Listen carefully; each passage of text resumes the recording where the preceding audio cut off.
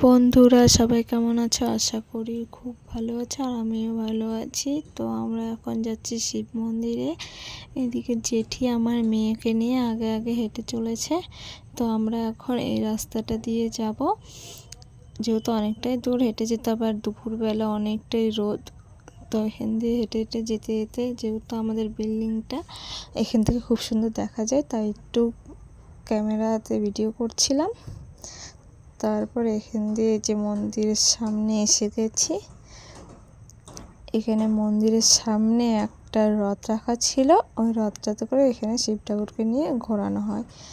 তারপর আমরা মন্দিরের ভিতরে চলে এসেছি। যেহেতু মন্দিরের ভিতরে আমার মেয়ে আবার কান্না করছিল আমার কাছে আসার জন্য, তো মেয়েকে নিয়ে একটু ভিডিও করলাম। তারপর মন্দিরে ক্যামেরা অ্যালাউ নেই, তার জন্য আমি বাইরেটাই দেখাচ্ছি। তো এখানে একটু ভিডিও করলাম বাইরেটা। তারপর মন্দির দর্শন করলাম, করে এই যে এখানে একটা বাইরে শিব ঠাকুর ছিল, পাশে একটা পুকুর ছিল। পুকুরে না অনেক কচ্ছপ আছে, তার জন্য এখানে একটু ভিডিও করতে গেলাম। তো কচ্ছপটা দেখতে পেলাম না। তারপরে এখানে আমার মেয়ে একটু আবার ফটোশ্যুট করে নিচ্ছিল। ফটোশ্যুট করে তারপরে এই যে আমরা একটু রুমের দিকে যাচ্ছি।